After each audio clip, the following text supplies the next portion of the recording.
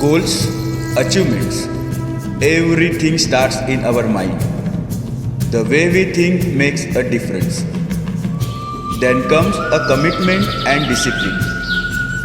Without commitment, you won't be able to achieve your goals. Being disciplined is very important. Discipline forms the habit which are required to take consistent action.